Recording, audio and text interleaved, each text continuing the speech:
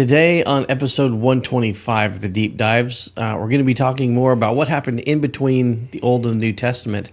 I don't think we're talking about music today, but Dester's got an interesting story of something that happened to him this week that he's going to share. So I think I've already heard it, but I think it's going to make for a fun episode. Episode 125.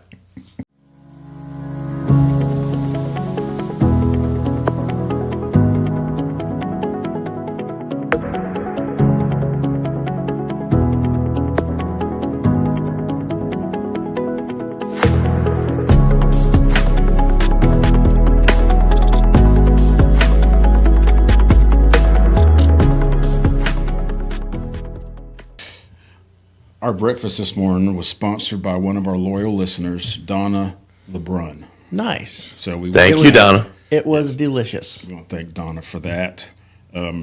Chick-fil-A is a regular place that we go. Well, it's the Lord's chicken. It's the Lord's chicken. Yeah. And the Lord knows that we want chicken. Here's what I would like for the Lord to do. Put one closer to your house. There's two really close. I'd like for him to have a conversation with the logistics, however it happens, where the order goes in and the delivery of the meal. Something happens in there. I would say 55% of the time, where it's not the same thing. Mm-hmm. It just is. And you know what? It's so, yeah. That must be just the location you go Maybe to or it something, is. because I've always found them to be Okay. like efficient and accurate. Awesome. I was We of the find them opinion that very God had efficient. already had the conversation with them. We find them very efficient. It could not be more efficient. Chick-fil-A is the only place that I ever go to. If I see like 15 people in line, I'm going, so what? Mm-hmm. Yeah. We'll be through that in less than 5 minutes. Right. You know? But Donna and I both have found that it's You're in and out in 5 minutes as long as you're happy with whatever they give yeah, you. that's right. That's right. Efficient, accurate. No. I go to the one down on Navy Boulevard all the time. Mm-hmm. It's the one that's closest to all us. Mm-hmm. Never have ever had an order that's been messed up. Wow. Ever. Yeah. That's awesome. I can't remember the last time my order's been messed up either. When I say messed up, I mean something's left out. Mm-hmm. Nothing major, like we got the total wrong order. Right. It's just no cheese on this or whatever, or we didn't want tomato on it or something like that. So So you always do the little custom things. that's See, where it comes. I never do those. That must be exactly That's what the it problem is. That's exactly what it is. So God needs to have a conversation with you. Just be happy with your order. Destry, you shall stop ordering these special order items. So Just to there you go. recap, Chick-fil-A, if you're watching, the problem is not with you. It's with me. It's with me. It's with me. That's right. It's with me. And listen, that has never, ever stopped me from going, I don't want to go to Chick-fil-A. You know, it's never stopped me from going, I want to go to Chick-fil-A right now. It's never, it is fantastic. Great biscuit. The food is so good. You walk in there, the people are so nice. You know what I mean? It's crazy. It really is. There's this Taylor Swift song that always comes on when my wife's listening to it. It's me. I'm the problem. It's me. Exactly. I'm glad we have discovered that. This podcast has done so much for my ego. I just love it. This week has been a big week for me, really embracing vestibular migraines. It's been, just in case, Destry, you don't know what it's like to have vestibular migraines. We're going to let you know this whole week, at least once a day, you're going to get dizzy, or you're going to feel like your world is going this way, or your eyes are just going to go totally blurry. Just to let you know. And that's exactly what happened. And the episodes are what they are, but and I've said this before, it's the hangover. It's the exhaustion that comes after that. Yeah. Even, example, we're going to see Cindy and Buddy and my mother and my brother over at my mom's house in Navarre, about 30 miles away. That's about right.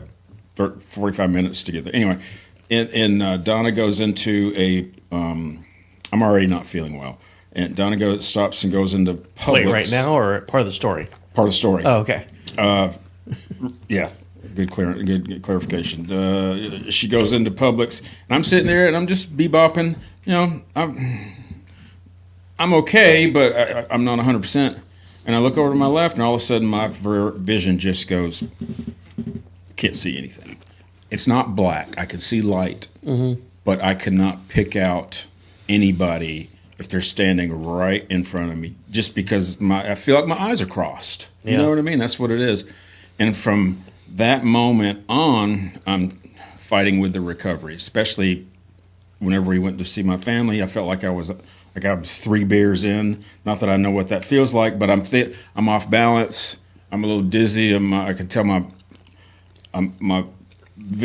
speech is slurred. My cognition is slow. Like, man, this is freaking sucks. And that's from just having that, that one blurry vision and then the hangover effect. So anyway, you take that, whenever you have one, it pretty much messes up your whole day. You can't really do anything productive, the whole day. Hence, I have not done any research on new music. I haven't done anything. But I did have a pretty cool experience. I call it a cool experience. At the time, it wasn't a cool experience at all. Josh has heard it.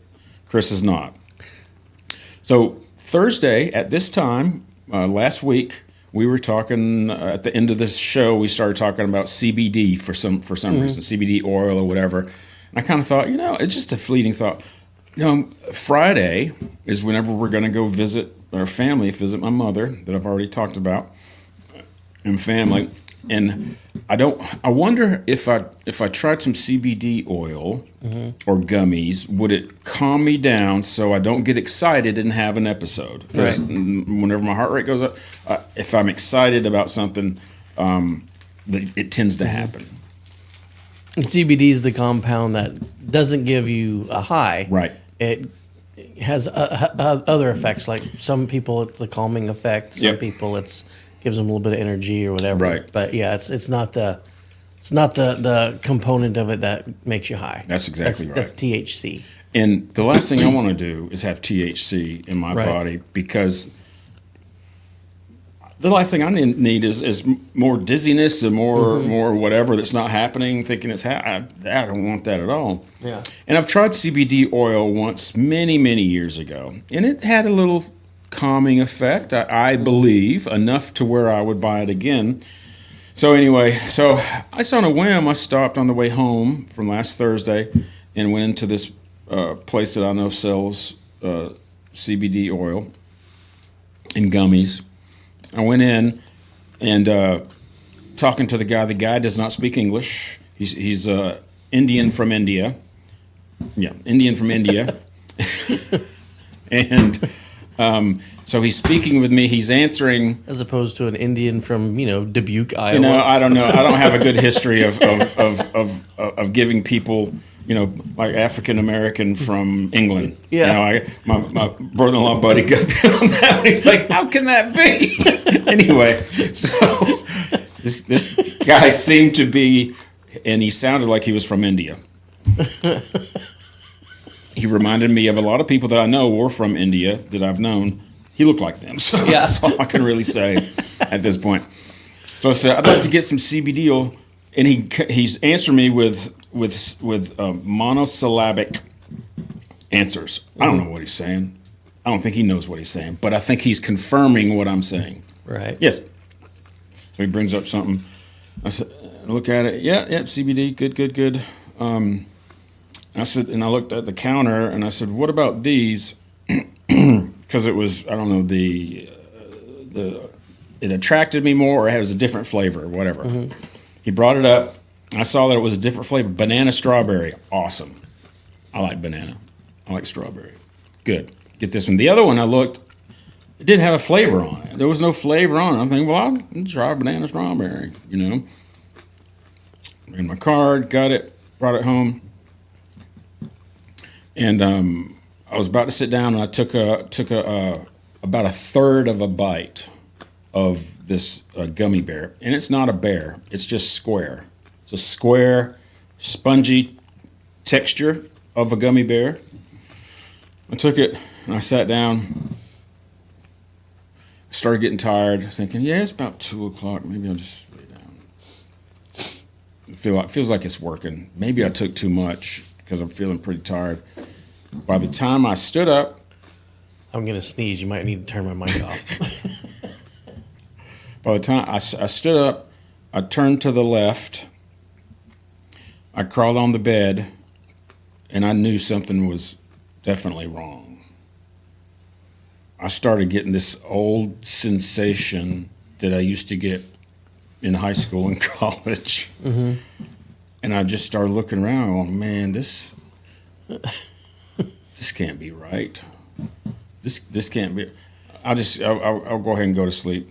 So I lay down, and let me tell you something. I didn't know if I was sleeping, if I was hallucinating. I don't know what was going on. It was as if I was looking at somebody else going through these physical changes. This is what I mean. So I laid my head down, thinking to myself, am I sleep? I'd like to go to sleep. Should I get up or should I just go to sleep? And I'm doing all this dialogue in my head. Should I go to?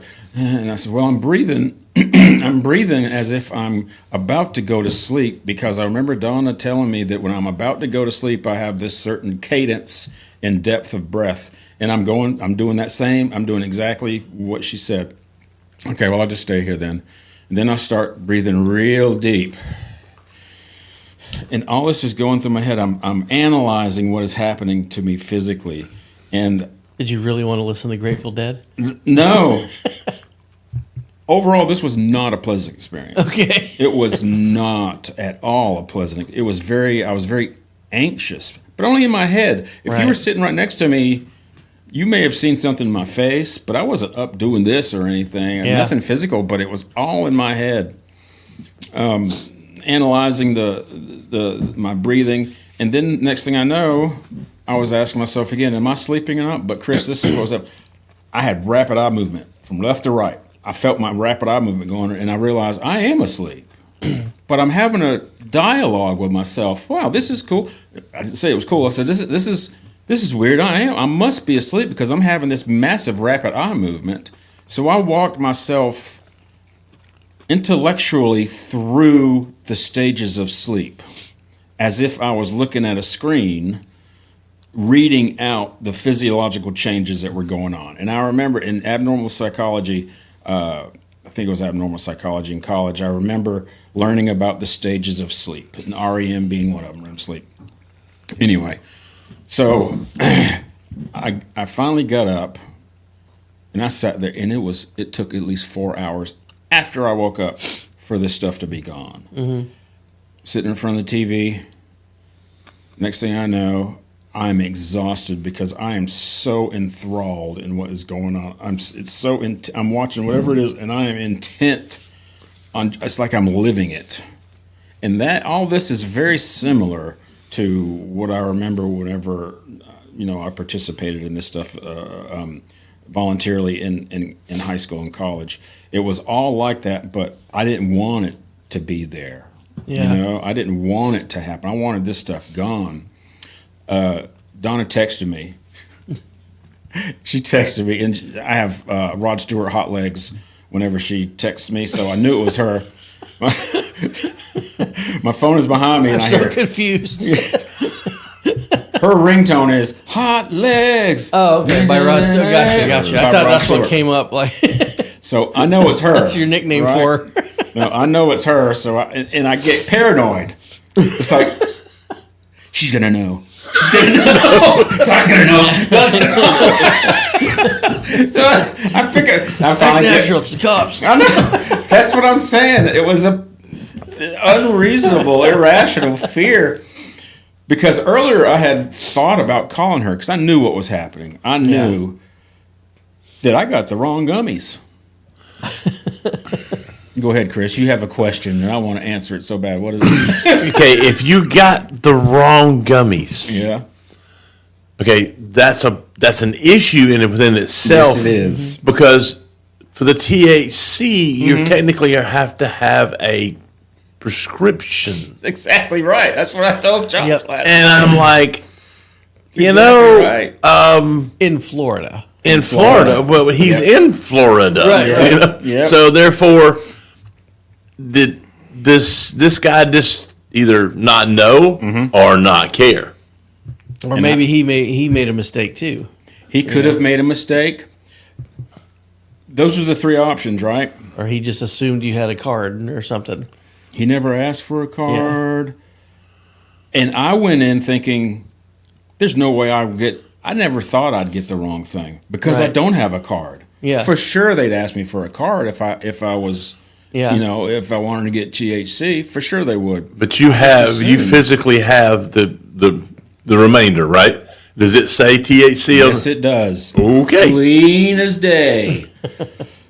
The difference is the label is all the same except for on the left side, written vertically is CBD or THC. And the first one he brought out was CBD.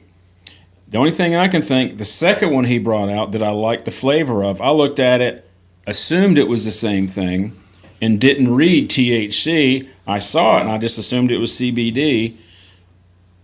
He brought it out. I thought it was just a different flavor of the same thing. And I said, yeah, I'll take this one, banana strawberry, awesome. Went on about my way. Yeah.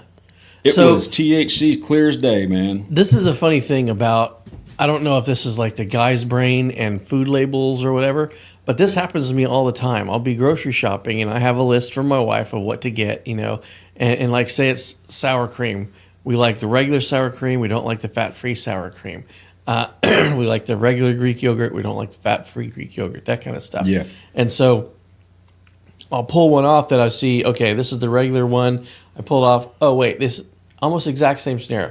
This is the wrong flavor. I go to the next one over, I pick it up, and there's fat-free plastered all over this but thing. you've already seen it. Yeah, my brain has already seen all Yeah. of the label. I'm only interested in the flavor. And so I zoom in on, okay, this is your correct flavor. Boom, it's in the basket because my brain has already assigned a value to the rest of this label as being not the fat-free one. And so I get home Yeah. and we're putting groceries away and my wife, why did you get fat-free? I'm like, I did? She's like, it says it all over the label. Because I think when she looks at labels, it doesn't matter how many labels she's looked at, she takes in the entire She's thing. actually reading them. Yeah, she's not honing it. Like, I think my crazy. brain focuses in, this is the detail that is in question. Everything else is ignored. I'm focusing on this detail. I don't think her brain does that. It may be a male-female thing. Yeah. And Is she gets frustrated that my brain Yeah. does that. Right. And I get frustrated that my brain does that because now It's I have, not, now You I- would have sworn it Yeah. was the right thing. And all of Me a too. sudden, I'm posed with the philosophical question of why. Why did you do this? Right. I don't know. I'm just a guy. I'm so sorry. I'll go back to Publix right now and get a red yogurt. It's not though, because see, the thing is, Jadelle does that where she will buy something and it's like, why did you buy the fat free or why did you do this? She goes, I did, or she'll misread the label. So it's not a male female thing. Maybe it's just a personality thing. It's a personality thing. Yeah. She doesn't focus. She focuses on certain things, but she'll do that. She's grabbed yogurt before this the fat free, or she's grabbed a cheese like a fat free or like whatever cheese is like Yeah. nasty. It's like I think my brain just isolate the variable in question. I guess I do that naturally. Yeah, And because I guess- can see myself being that same scenario. Like, I don't like this flavor of CBD. I do like this flavor of this bottle. Yep. And it has. That's all I saw. Yeah. All I saw was strawberry banana. And unfortunately, Next thing I know, I'm paranoid that Deb's asking me stuff. unfortunately, this mistake had much different consequences than getting the wrong sour cream. Mm-hmm. You know, well, it could. I mean, legally. it was right. I also, this is what Josh brought up last night when I was telling him. So now I am in possession of something that I shouldn't be in possession of. But it was a toy, and I threw it out. Absolutely, I threw it out. It is in a trash can somewhere, gone long way. There's some seagull in In the landfill going, yeah, everybody. having a good time. Was it wrong for me to give it to the daycare kids? I just thought they liked gummies. I thought they liked. Was that bad? Maybe I shouldn't have done There's that. a neighborhood cat. Guys, it was weird though. Whenever I was texting Donna after she texted, I was writing I was thinking, how can I write this where it doesn't give it away? I'm like, what? Why Why would you get? why would I even think that? Yeah. But it was strong, man. It was a strong reaction, and it was a different reaction than I ever experienced. But it had a lot of commonalities of voluntarily in taking that kind of thing. So I'm just a cautionary tale. I tell this seriously as a cautionary tale. If you're going to do that, be sure you get the CBD if that's what you're looking for, because oh my gosh, if we were on our way to that family event, and I took that on the way, I don't You know could have been what in would've some, happened. driving or whatever else. That would have been some there at Right. the, I would have. you don't know. You're right. I would have never driven, not knowing. Anytime Dawn and I are together, she drives. But you're right. I mean, it could have possibly been a lot more harm done. So that's a cautionary tale. I don't know what the answer is. I just know that it happened, and I don't. It's never going to happen again because I'm not ever going to. I'm going to look at every label. Absolutely, Oh, yeah. look at every label. Because I have, honestly, it's answered a question too. I have thought, okay, to get rid of this vestibular migraine stuff, some people use really, homeopathic things, and THC is homeopathic. I don't know. I'm calling it that. Whatever. And I thought, well, maybe that would work. You know what I mean? I had it in my head, maybe that would work. I don't want to go down that road again, but if it worked, I would consider it. I'm glad it happened in a way, because if this is any indication of what it would be like to take it intentionally, it don't work. It didn't make it worse, But it didn't help the but it situation. certainly didn't help the situation. Not at all, man. It wasn't frightening. I can imagine if I had never experienced how THC affects your body. Oh my gosh, I might have had a bad trip and called the paramedics, because it was nothing like a normal thought process. It was nothing like anything. I went from sitting down watching TV to going, what in the heck is going on here? And then I said, oh, it all came to me. And I looked at the and I said, there it is, THC. That's what happened. So having that answer helped know that this was temporary and in a way. So anyway, that's my story. That's a good story. That's the craziest stuff. Never It's happens to it's anybody scary. but me. Like, No. I mean, it happens to a lot of people, But I mean, it also made me start thinking, Chris. I wonder if you take that honest mistake and you apply it to other situations where people technically have broken the law and they have been put in jail. Man, it makes you have a little sympathy for them, because technically I broke the law. Technically, Yeah. I have something in my possession that I shouldn't have, that I could be put away for. Yeah. Or even at before you least- take it, going home, had you been stopped, Oh my gosh! you That's know, right. and Yeah. and let me see your card. What are you talking about? Huh? Right. What card? Yeah. Oh, right. You didn't see that big THC on the side. Yeah. Sure. Here. Yeah. Oh man, that would have so much potential harm. Oh, yeah. That could have happened to. Anyway. It's just scary. That to me is very scary. is. I mean, we have, like J. Dell and I joke about how many vape shops and all the stuff, here now in the cannabis dispensaries and everything here in Florida. And, it's scary what goes on and what's coming out of these, things. Well, anytime that you have a business and somebody is standing out in front of this is not the case where I went, but over near where the new Costco is, there's a place over there, and there's, how can I say this without sounding judgmental, questionable looking people standing out in front of a business saying, no medical card needed. And they're just doing this. It's a handwritten, no medical card needed, and they're Right. and they have just been in token down. Let me take this real quick. All right, somebody, it's not a person that you wouldn't hire them to represent you in the community, but they're out there with this big card and they're proud that this person's out there. Come on in and get the. That's a questionable business. You know what I mean? But it is again the situation where maybe he didn't. He's one of those places that no medical card needed, and he gave you what you wanted. I don't know the new regulations and legalities of it because a bunch of stuff changed here January. July 1st. I'm sorry. July 1st. Yeah, July. A lot. I think there was about 80 to 100 and something new laws that went into effect. So I don't know. This would have been July. What was last week? July. It was before the 4th, but who knows what they're doing. Yeah. So that's the kind of situation I can say. I feel grateful. I've never drank. Good for you. It's not something And the only time it was unintentional that I ever had an encounter with a drug was I got working on a farm. I got kicked, and I got a bunch of ketamine. Right. Yeah. You got it Yeah. shot into you. But it was a large dose now. And then there was the case of the point. It was, I don't remember any of it, but and then there was the 5 days afterwards of a pure, just headache. Just nauseating headache.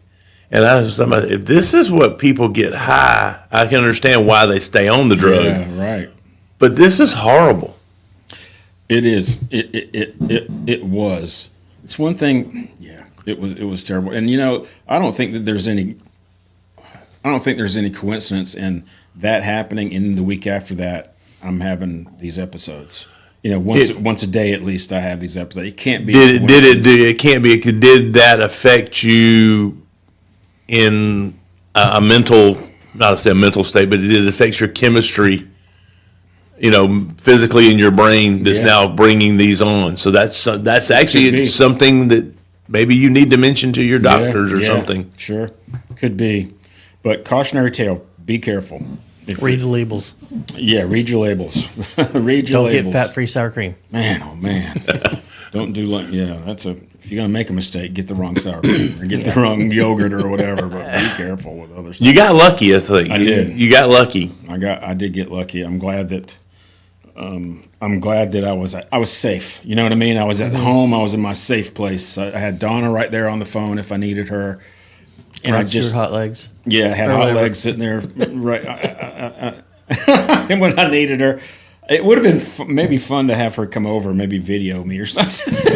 maybe I should have done that. I don't know. But this my cousin Cindy and Buddy this is the first time they're hearing it because I saw them Thursday. No, I saw them Friday. So it was within 24 hours of it happened of me seeing them. And that's Do they all know this happened? No, Okay. no, So they're no, hearing no. this for the first Yeah, time, they're hearing too. this for the first time too. I wanted to tell them, but it wasn't the environment. We had a lot of people there, and we were all. And your connected. mom was there. My mom was there. The next get-together is going to be funny. Hey, Jester. You want a gummy? Here's the funny thing about my mom. My mom, get this, guys, discovered our podcast. Oh, yeah. You told us about that, yeah. Did I tell you that? Yeah. By accident, it just popped up on her feed, and Yeah. while we were there, we showed her how to watch the rest of them. So she might even hear this. I don't know. Testry. I can't believe it. It was totally unintentional, man. It My really boy. was. My baby. I'm the baby too. But anyway, fun times. There you go, guys. That's my story for the week. All right. Next week, I hope I'm thinking Chet Atkins. All right, cool. Yeah, Nice. we'll talk about him. All right. Good class last night. I enjoyed it. It was fun. Yes. It was fun. A lot of fun. So we started this series, for those listening or watching, we started this series where we're talking about what happened between the two testaments. Yeah.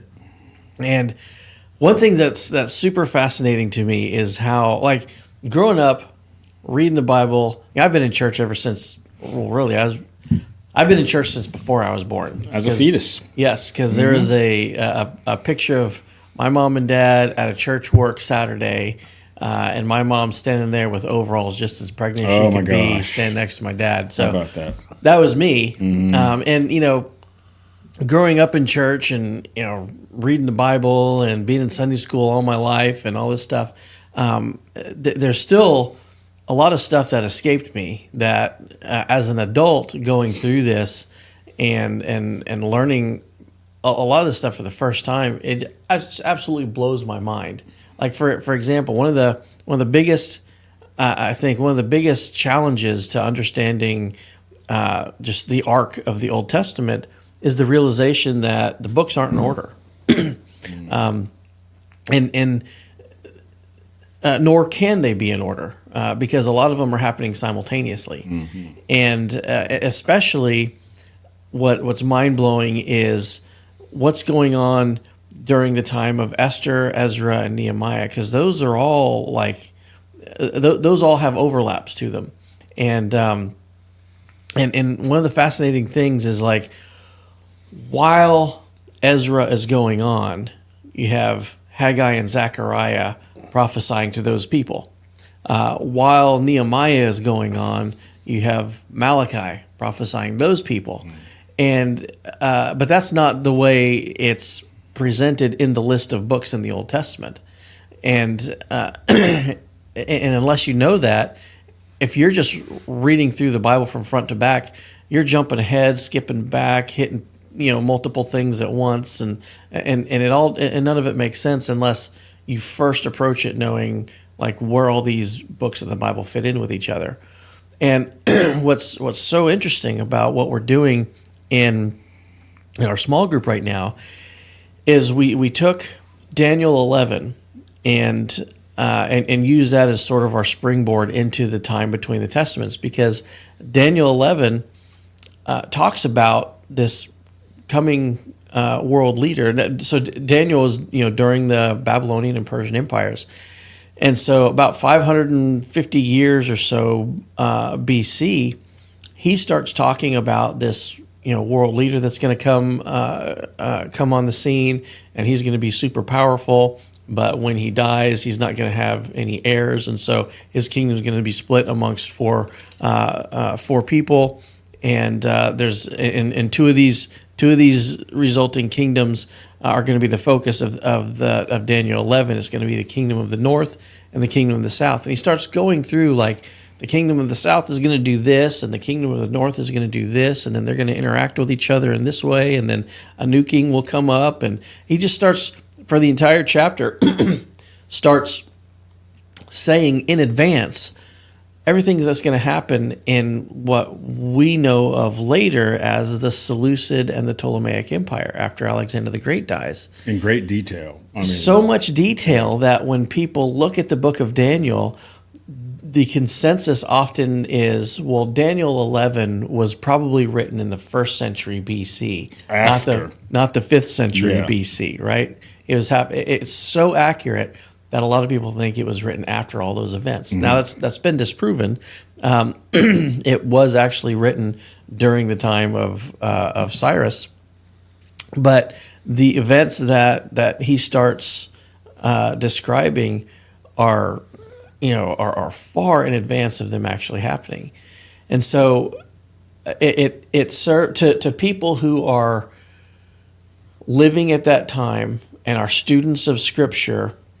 That would have acted as a roadmap for them to know, okay, we're in this 400-year period where we're not getting messages from God like we used to. Like the prophets aren't, standing in front of us saying, God is telling you this, or, we're not standing at the base of a mountain while God is speaking to us directly anymore. That kind of stuff isn't happening. But we have this roadmap that guides us through this period of silence to know that this has been preordained, right? And then, so that's during the time of Daniel. Later on, in the time of Ezra, the people start coming back after the Babylonian captivity. People start coming back in waves to Jerusalem, and that happens mainly under Ezra and Nehemiah. And so, a group of people come back and they start rebuilding the temple itself. Another group of people come back and they start rebuilding the wall. Nehemiah sets up a system whereby not everybody comes back to Jerusalem and crowds the place, but certain families come back and start repopulating Jerusalem. And then there's like a massive revival, turning back to God.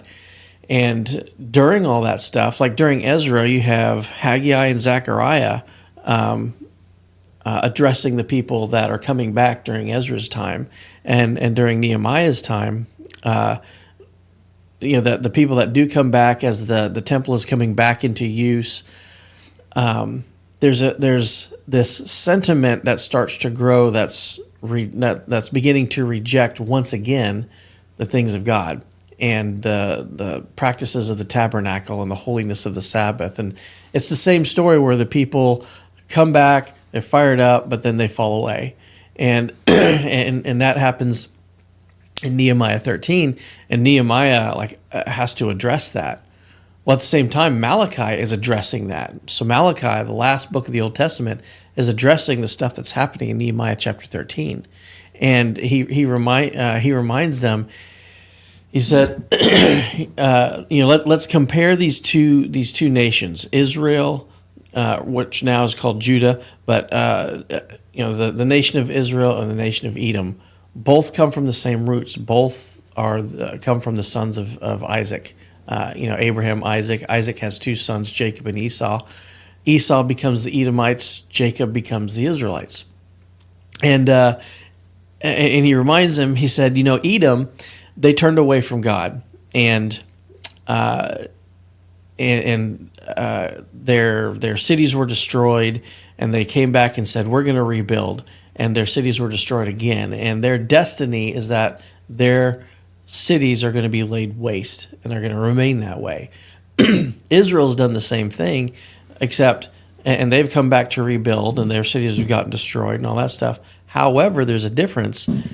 Israel has this promise associated with them that they're going to be, they are important in history. They're the mechanism that's going to bring about the Messiah. And so, even though they've been destroyed as well, they're going to find restoration, and it's different with them than it is with Edom.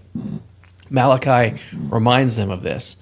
And so it's kind of like a challenge, like, yes, things are bad right now. You're falling away from the ways of God right now. I'm going to challenge you to go back to those, continue rebuilding, because remember, your destiny is restoration. And not only is your destiny restoration, but over the next, however long it needs to be, you have this roadmap from Daniel. Be looking for someone who comes to prepare the way for Jesus. And he's going to be very similar to one of the most famous prophets in the Old Testament, Elijah. And so Malachi gives that foretelling to Israel. Like, look for a guy that comes in the style of Elijah, and he comes specifically with this message to prepare the way for the Messiah. Talking about John the Baptist. Mm-hmm. Later on in Matthew 17, Jesus refers to that when he's talking to his disciples.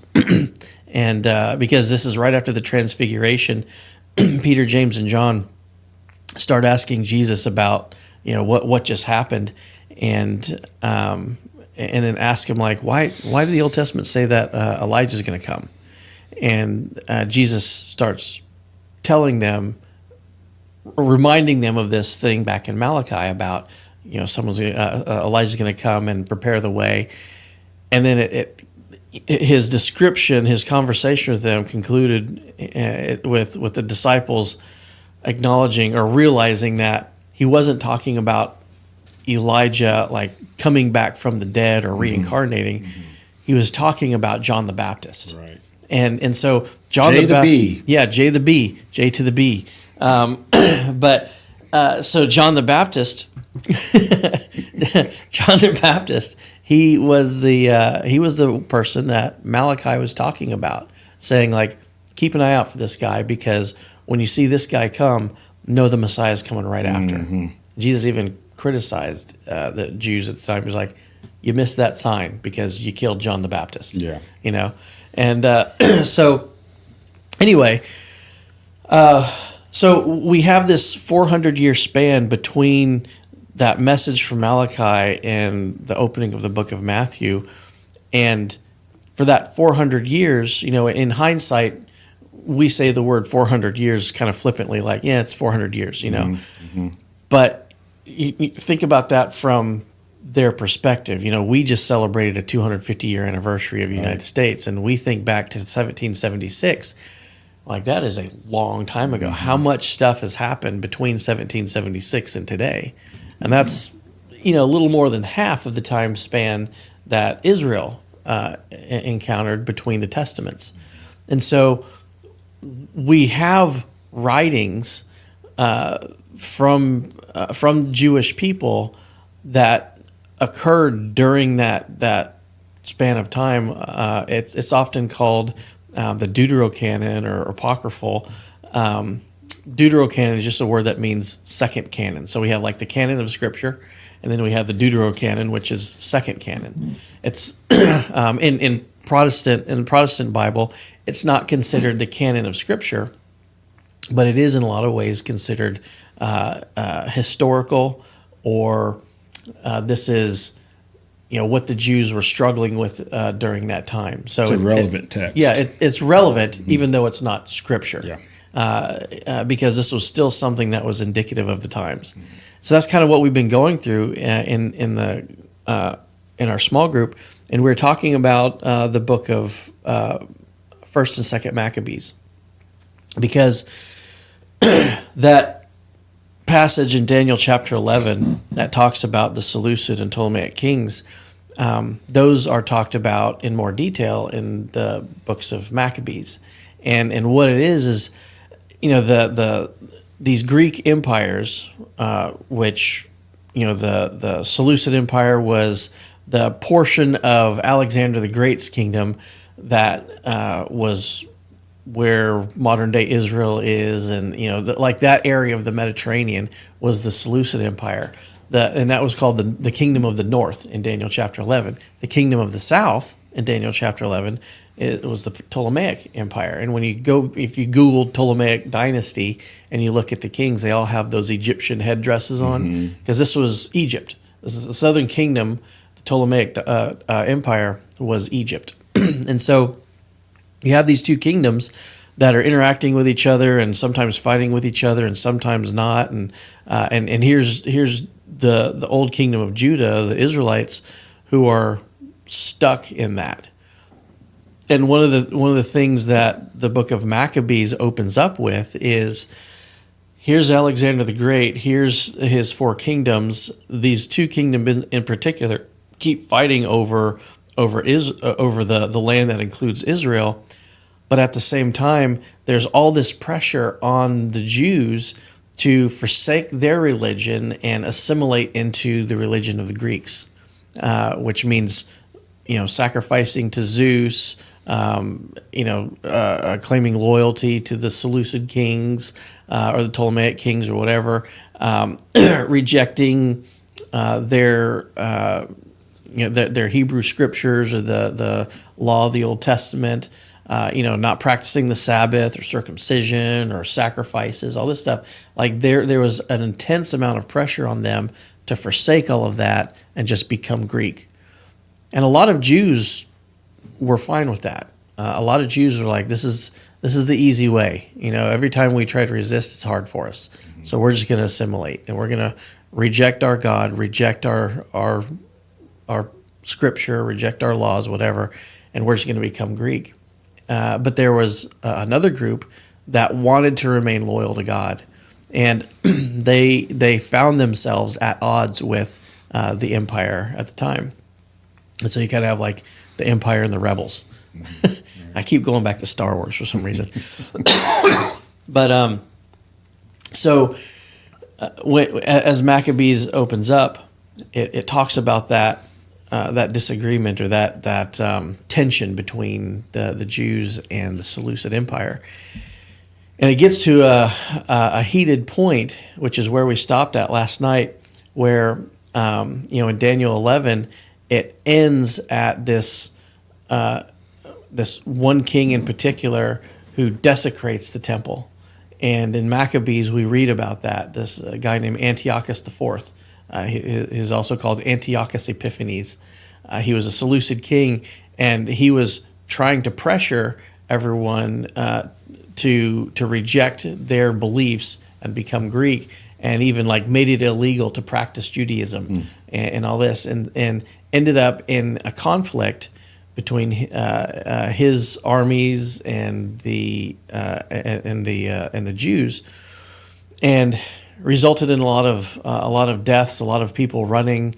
There's this guy named Mattathias who slew some of Antiochus's guys and ran and hid in another city, and they ended up chasing him and attacking his people on Sabbath, because they knew, like, you're not supposed to work on the Sabbath, so we're going to attack you on the Sabbath.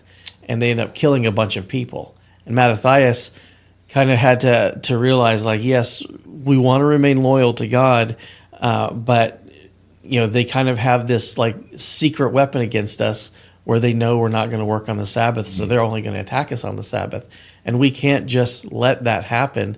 Because if we never do anything, we're just all going to get slaughtered. Right. So, like, we need to fight back. And so he ends up leading the charge against this. Meanwhile, Antiochus V does the most horrible thing you can do to someone who's trying to remain faithful to the old ways. He goes into the temple and he sacrifices a pig on the altar in the temple. What an insult! I mean, that is just the huge insult. But it makes them so mad that they end up revolting under the leadership of one of Mattathias' sons, named Judah the Hammer, Judas Maccabeus. That's where the book gets his name. It's a cool name, right? Super Judas cool the name. Hammer. And this guy ends up being a hero. Like, if you're in the New Testament and you're reading, you encounter like 6 or 7 different people named Judah or Judas or whatever. It's because that was a really popular name, because this guy was a really popular hero. Sure. Because they led the charge and they came in and they fought off Antiochus IV and ended up becoming self-ruling for like about 100 years. It was called the Hasmonean dynasty, where Judah had its own line of kings, and they were self-ruling because they threw off the oppression of the Seleucid Empire on top of them. Is any of those kings named Judas the Axe? Because that would be awesome. Judas the Hammer, Judas the Axe. Yeah, no, it was like there was like Simon and John and all this stuff, but ever since Judas Maccabeus, Judah the Hammer, that became like a really popular name for people to name their kids. Judas, yeah. Yeah, that's why, in the New Testament, we get all those people named, all those different people named Judas, is like, it was still fresh in their minds. Gotcha. And so that's where we left off last night, as the Maccabean revolt. All right. But, that whole thing that happened in the temple, they Antiochus IV desecrated the temple, and then they fought off the Seleucids. And so you have this temple now that needs to be re-purified. And that process, that's a whole process of purifying the temple. Like when the temple's first built, the priests go through and they start, it's this whole ritual process where they go through and ceremonially purify the space, because this is supposed to be the space where the presence of God dwells. It needs to be prepared for that. And it was a long process that took several days. Throughout those days, you had to keep that central candlestick in the most holy place that had to remain lit, and it took oil to be lit, and that oil was a special oil that took several days to prepare, because it wasn't just squeezing out the oil from olives, but it was also putting this through a process of like ritual purification that prepared not just it prepared the oil to be used in a sacred space, so that sacred space could be made, or that space could be made sacred as well. And so they didn't have enough. And so what they had left at the end of this desecration, they put that into the candlestick, and miraculously it kept the candle lit for the remaining days where they could prepare the next batch of oil. Okay. That's where we get Hanukkah. That's Hanukkah. That's the holiday of Hanukkah, and that's explained in the book of Maccabees. That whole interaction between them and the Seleucids, and then the repurification and dedication of the temple. And that becomes important because later on in the New Testament, that idea is still fresh in the minds of the Jews there, because by the time you get to the New Testament, it's not the Seleucids that are over them, it's the Romans that are over them. But anyway, it's super interesting because Excellent. while this isn't considered canon of Scripture in our Bibles, it still is historical, Right. and it's something that the details of the events that happened in those books, if you don't have that in your mind, you miss some of the nuance of events that happen in the New Testament. Josh, if somebody wanted to read that, Maccabees, what could they Google or where could they find it? Oh, just Google Maccabees PDF, or just like most of the online Bible apps will have the ability to look at Okay. the deuterocanonical books. Okay. And you can look it up that way. Excellent. So I think that's valuable, especially if you're a student of the Bible, man, and you haven't ever reached outside of the Bible to look at the supporting documents. Yeah. You can really. Martin Luther, the leader of the Protestant Reformation, he agreed that they're not canon, but he said, but they are useful because it's history. And he's somebody that we trust as a Christ follower. In a lot of ways, yes. lot of He was a human and he struggled with Yeah, things too, sure. but we wouldn't agree 100% with the stuff that he did. Right, But okay. I don't agree 100% with myself. That's right. We're consistent. Yeah. All right. Thank you. Yeah. Appreciate that. Josh and Chris, anything else? You good to go? All right. I'll put your gummies over there in that little bag right if you want. Bring that home to J-Dale. Yeah, okay, you're getting a look. All right, guys. Thanks. Next week's going to be a fun episode. Oh, boy. All right. Don, I love you, and we'll see everybody next week. Thanks for watching or listening. Yep.